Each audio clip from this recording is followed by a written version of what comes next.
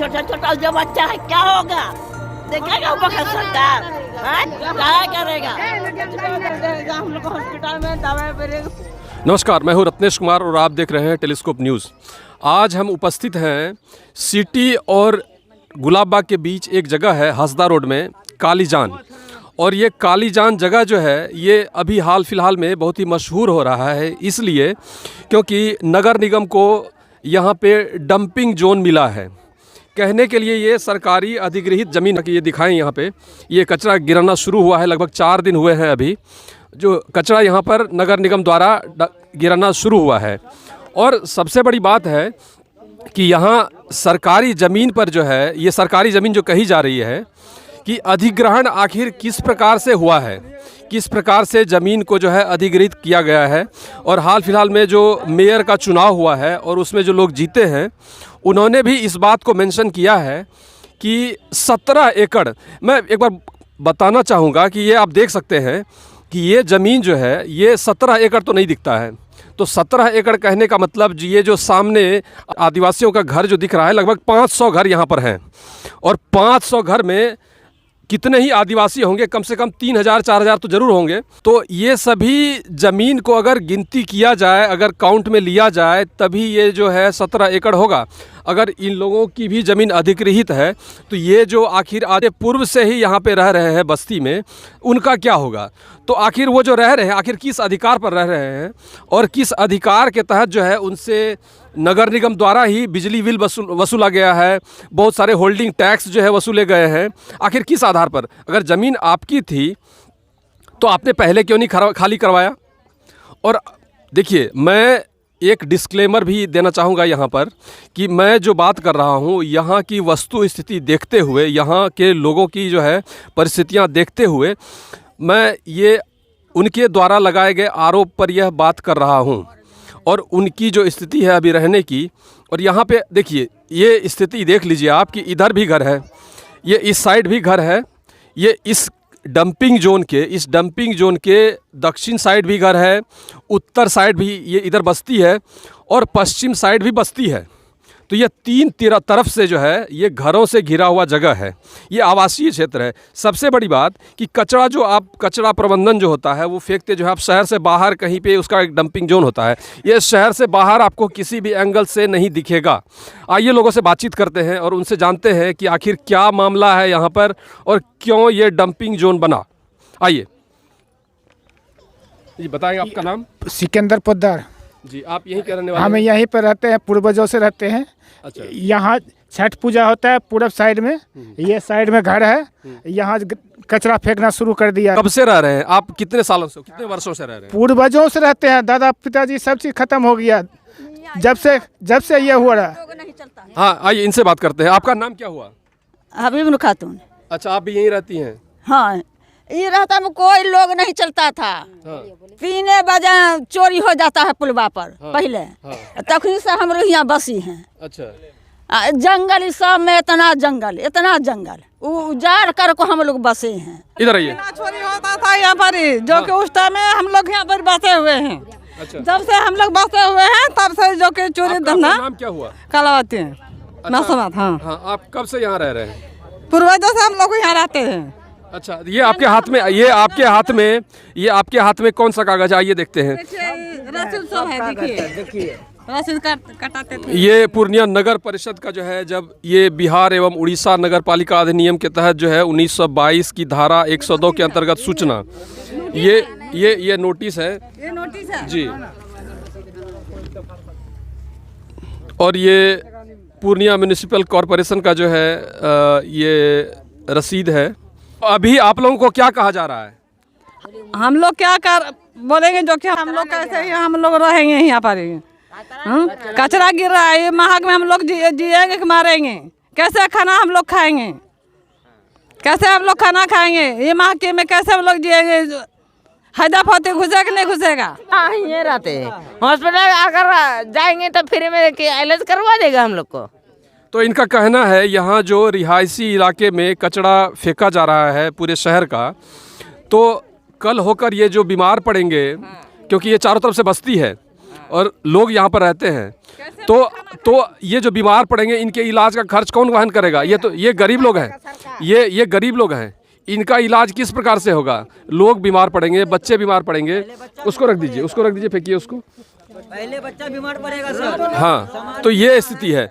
और ये ज़मीन अधिग्रहण की बात जो है सिर्फ यहाँ की बात नहीं है, मैं सिर्फ यहाँ की बात नहीं कर रहा हूँ। यहाँ अभी जो है विशेषकर आदिवासियों के साथ जो ये समस्याएं आ रही है, आदिवासियों के साथ सिर्फ यहाँ नहीं, यहाँ है, बसगामा में है, बाजार गुलाबबाग बाजार समिति में इस प्रकार की जो है ये देखी जा रही है कि वो अधिग्रहण का पेपर तक जो है सूचना के अधिकार के नियम के तहत जो है उनको नहीं दिया जाता है।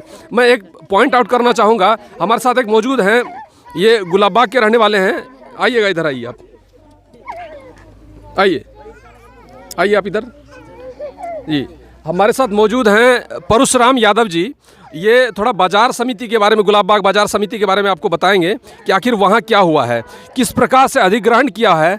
मान लीजिए आपको 5 एकड़ का पैसा मिलता है और आपकी जो है 25-30 एकड़ ज़मीन जो है वो घेर ली जाती है और उसका कोई हिसाब नहीं दिया जाता है। और मांगने पर अधिकारी कहते हैं कि मेरी नौकरी चली जाएगी, ये सब मत मांगो, ये सब तुम जो है न्यायालय में जाके इसके लिए आवेदन कर सकते हो, इस पर केस लड़ सकते हो।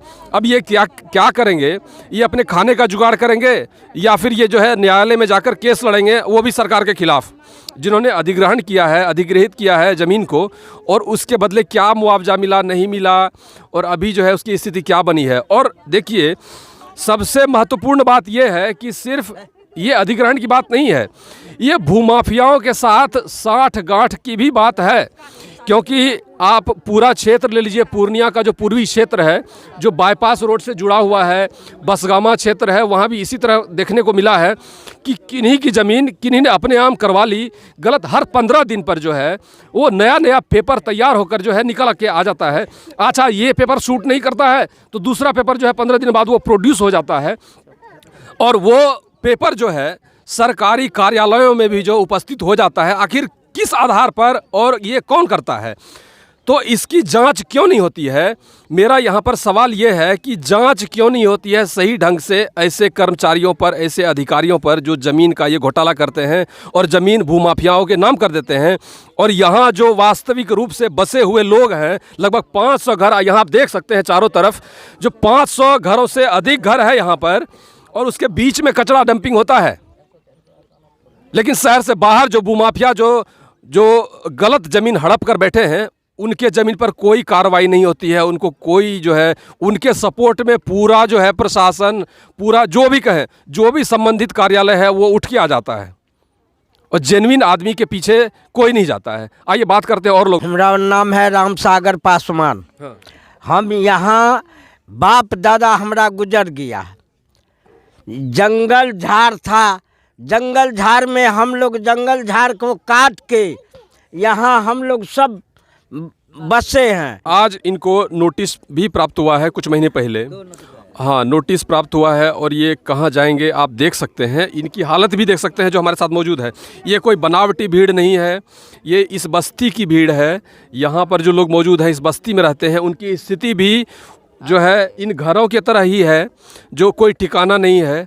और ये कल होके कहाँ जाएंगे अगर इनके घर पे बुलडोजर चलने लगा तो?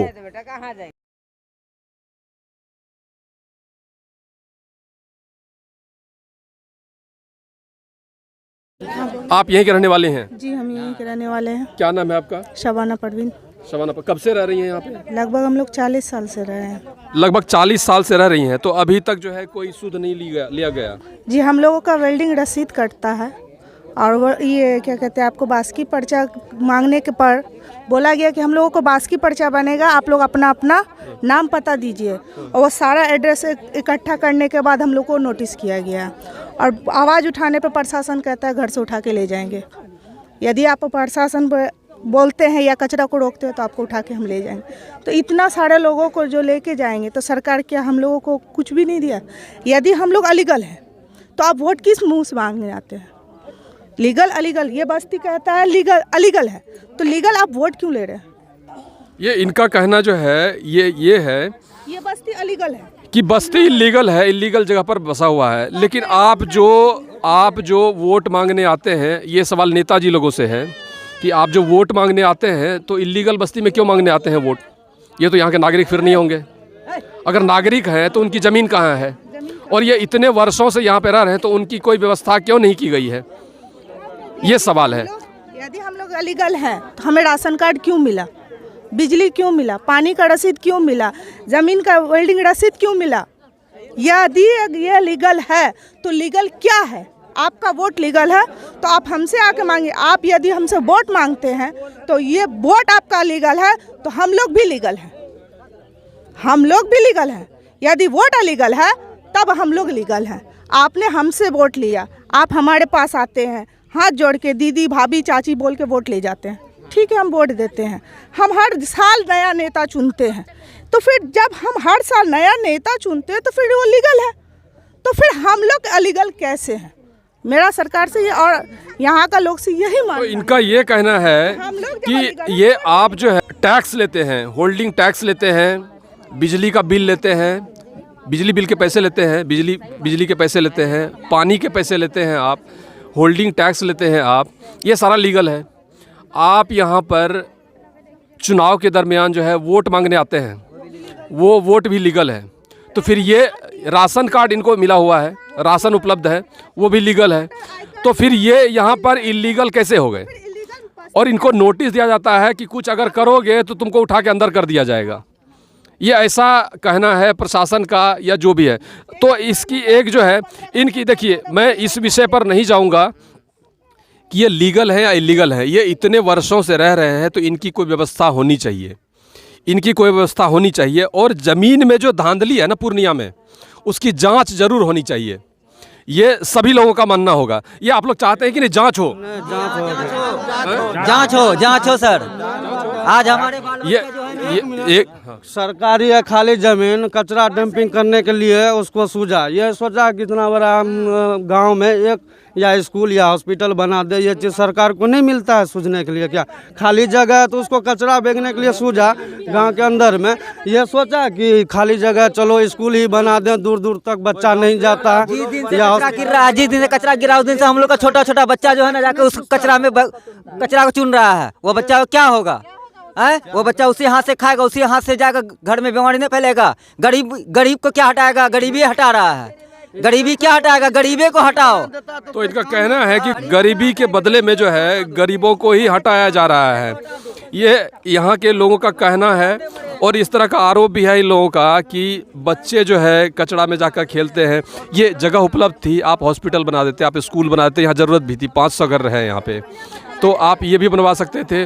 लेकिन आपने बहुत अच्छा सदुपयोग किया कि शहर के बीचों बीच जो है ये कचरा डंपिंग ग्राउंड बना दिया और यहाँ पे कचरा डंपिंग की जा रही है।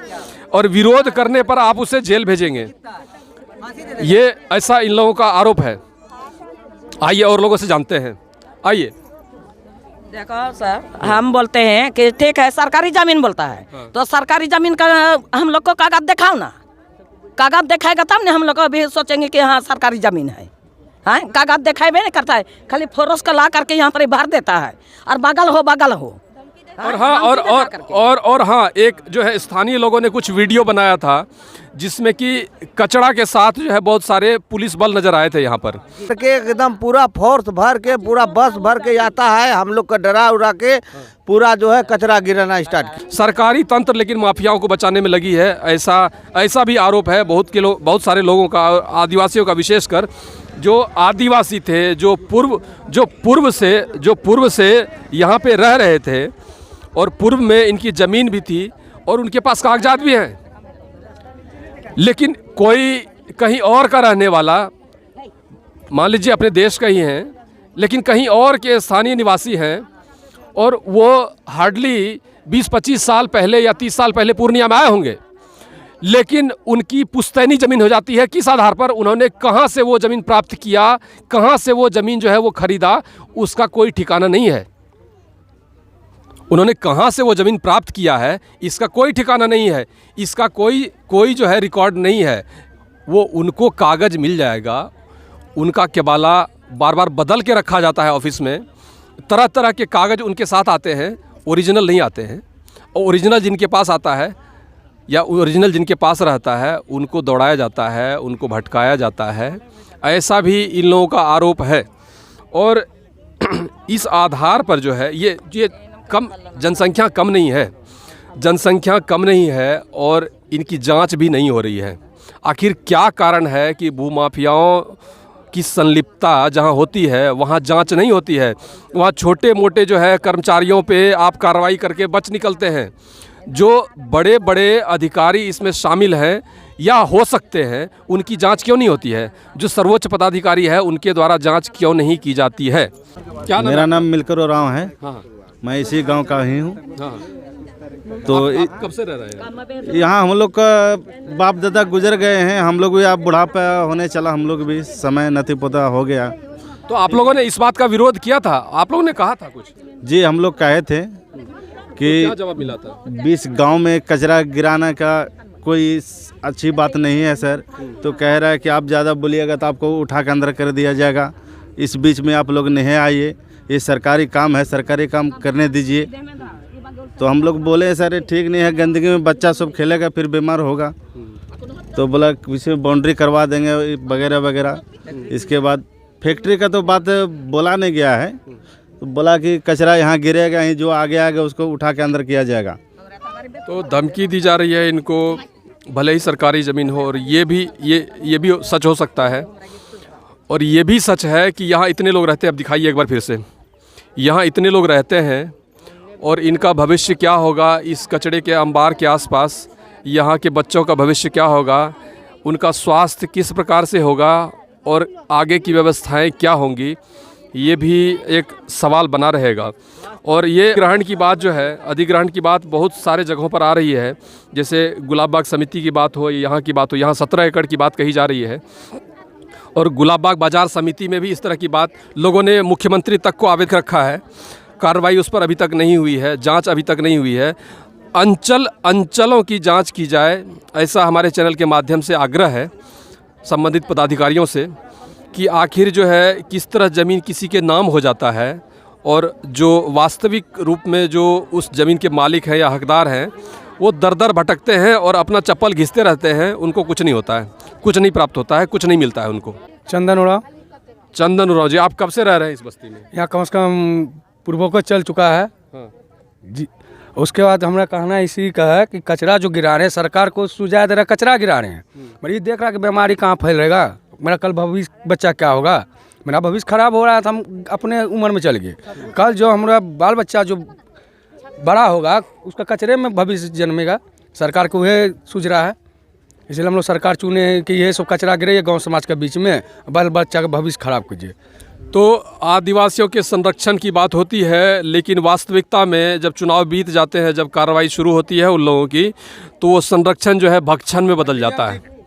वो संरक्षण जो है भक्षण में बदल जाता है और आदिवासियों को, स्थानीय निवासियों को जो है यहाँ पर जो है धमकी दी जाती है। ऐसा इन लोगों का आरोप है कि धमकी देकर जो है यहाँ पर ये कार्रवाई की जा रही है। हाँ, 6,000 रुपये में बेल करवाया। आइए इधर, आइए इधर, आइए। सिर्फ खाली गाड़ी। हाँ, क्या हुआ था? जी, खाली वो बोला कि सर कुंची के लिए यहाँ कुंची करवा रहे हैं, तो उठा के ले गया। 6,000 रुपया में उसको लगा बेल करवाने में, सीधा जेल भेज दिया। तो ये गरीब आदमी, तो ये गरीब आदमी है और जो है वो गरीबी में आटा गीला जैसे होता है ना, तो वही आटा गीला इनका हो रहा है। इनको जो जेन्युइन मुद्दा है उस मुद्दे पर बात करने पर जो है इनको उठा भी लिया जाता है। और अब कहीं से जो है ये हज़ारों हज़ार जो है जमा करेंगे तब ये अपना बेल करवाएंगे। ये इस प्रकार की समस्या यहाँ पे आ रही है।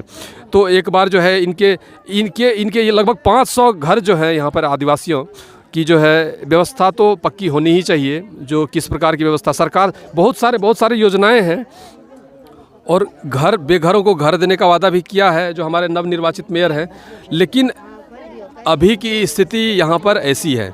आगे देखते हैं क्या होता है। उसका प्रदूषण जो फैलेगा मतलब आदिवासी गांव के अंदर में न जाएगा। उसके बाद यहाँ है और बगल में छठ पर्व कर रहा है, तो यहाँ कचरा गिराएगा तो छठ पर्व में मतलब असर पड़ेगा, बहुत खराब ही चीज़। तो इसमें आ रहा है कि ये बोल रहा है कि यह है सरकारी ज़मीन, तो सरकारी जो गांव बगल में है, तो गांव किसी का पास ज़मीन नहीं है तो उसको गांव में यहाँ पर किसी को बसाना चाहिए, कचरा गिराना चाहिए। पर कचरा तो यहाँ तो नहीं गिराना चाहिए। और या तो सरकार या तो डीएम सुनने में आया था डीएम में किसी कोई को मतलब बोलता है तो वहाँ पकड़ के लेके जाता है, वहाँ पर थाना में डाल देता है, तुरंत कार्रवाई हो जाता है और वहाँ कार्रवाई हो जाता है। हम लोग यहाँ बुलाते हैं किसी को, वहाँ आवेदन देते हैं तो थाना से आवे नहीं करता है, आधे दूर में उसको दबाया जाता है कागज़ को। और तो इनका मंजर जी का आरोप था कि जब इनके तरफ से जो है कंप्लेंट किया जाता है थाने में, बार बार कंप्लेंट किया जाता है तो प्रशासन, पुलिस प्रशासन जो है इनकी मदद के लिए नहीं आती है। लेकिन जब ऐसी बातें होती है या भूमाफियाओं के द्वारा अगर जो है कोई कार्रवाई होती है तो उनके साथ ज़रूर आते हैं और इन्हें उठा के लेके अंदर चले जाते हैं, अंदर थाने में बंद कर देते हैं, ऐसा इनका आरोप है। और बात ऐसी देखी भी गई है और आगे देखते हैं कि क्या कार्रवाई होती है इस पर, आदिवासियों के साथ क्या किया जाता है। जो ये 17 एकड़ ज़मीन अधिग्रहण किया गया है या पूर्व में ही किया गया होगा, तो अधिग्रहण से संबंधित ये कागज़ भी बोल रहे हैं कि उसको जो है आप सार्वजनिक किया जाए कि आखिर किस आधार पर लिया गया है और किस तरह से जो यहाँ हम भी बसे हुए हैं। तो अगर खाली ज़मीन है तो कुछ और उपयोग कर लीजिए, कचरा नहीं डालिए, ऐसा यहाँ के वासियों का जो है, आदिवासियों का ये आग्रह है सरकार से, प्रशासन से या व्यवस्था से।